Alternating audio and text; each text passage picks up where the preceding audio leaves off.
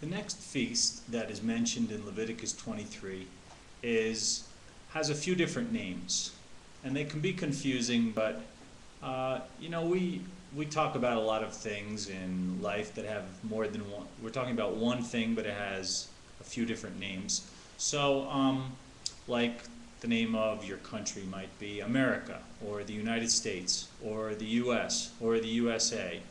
So it's pretty much the same thing. These names just come up because some are biblical, and then others come up because of different languages that are involved.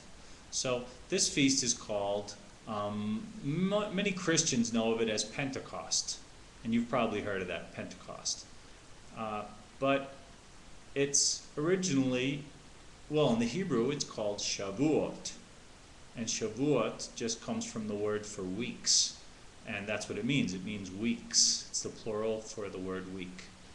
And then so this feast is also can be called the Feast of Weeks, the Feast of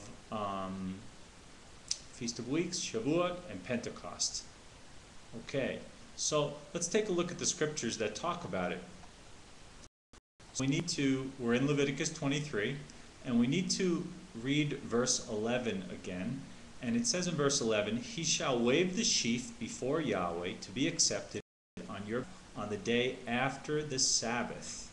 Okay? So the day after, if Sabbath is from Friday night sunset till Saturday night sunset, then the day after starts immediately at that sunset. So it would be from Saturday night sunset till Sunday night sunset. Basically coinciding with more or less what we call Sunday, or the first day of the week. Okay? So then it says in verse 15, talking about the Feast of Weeks, or Shavuot, or Pentecost. All three titles are talking about the same feast, which is just one day. It says in verse 15 of Leviticus 23, "And you shall count for yourself from the day after the Sabbath." So we just said, the day after the Sabbath, during Passover, or the Days of Unleavened Bread, which could be from a Monday to a Monday, or a Tuesday to a Tuesday. It's going to be for a 7-day period. I should say from a Tuesday to a Monday. It's a 7-day period. During those 7 days, there's going to be a Sabbath. So the day after the Sabbath is the first day of the week, what we call Sunday. So from that day, you count, here it says you count 50 days. But it doesn't say it exactly like that. What does it say? "And you shall count for yourselves from the day after the Sabbath, from the day that you brought the sheaf of the wave offering, 7 Sabbaths." So you count 7 Sabbaths, or 7. 7 Sabbaths would be 7 times 7 is 49. So 7 Sabbaths shall be completed. Count 50 days to the day after the 7th Sabbath. Now,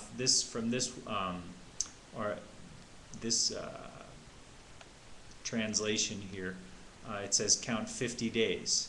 But in other translations, it just says count to the day after the 7th Sabbath. And so that will always put you on a Sunday.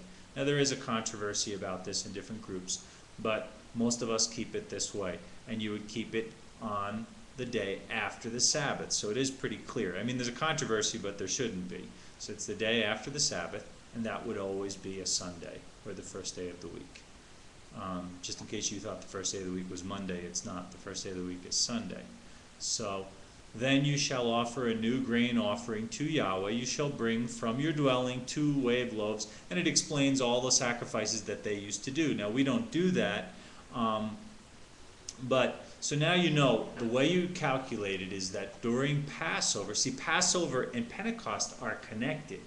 And it's really interesting because during these days, well, these are 50 days, but during 40 of those days, Yeshua appeared to the apostles. Remember, he had resurrected 3 days after he was placed into the tomb, into the earth, and he resurrected. And then for 40 days after that, it doesn't say that he appeared every single day, but during the 40-day period, he appeared to them many times.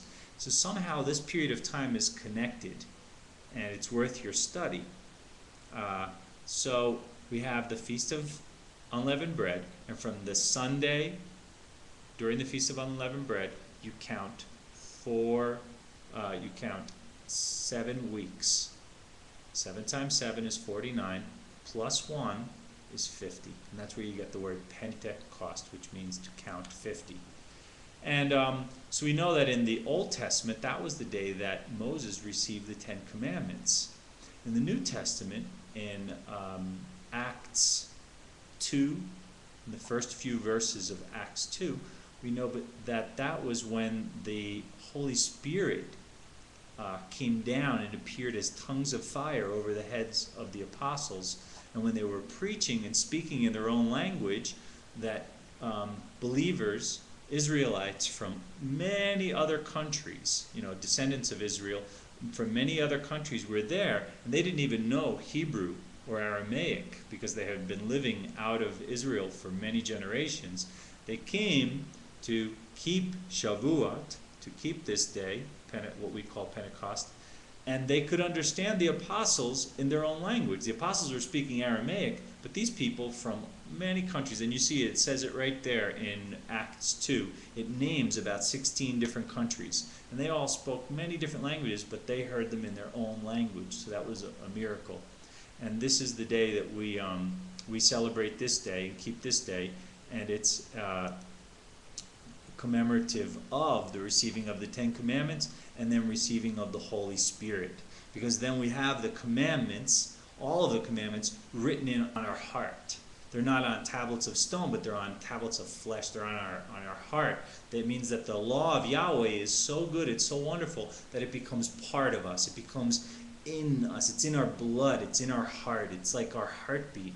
It's not something that we have external, and that we feel like, oh, I'm forced to do this. No, we realize, just like David says, oh, how love I thy law, it is ever with me.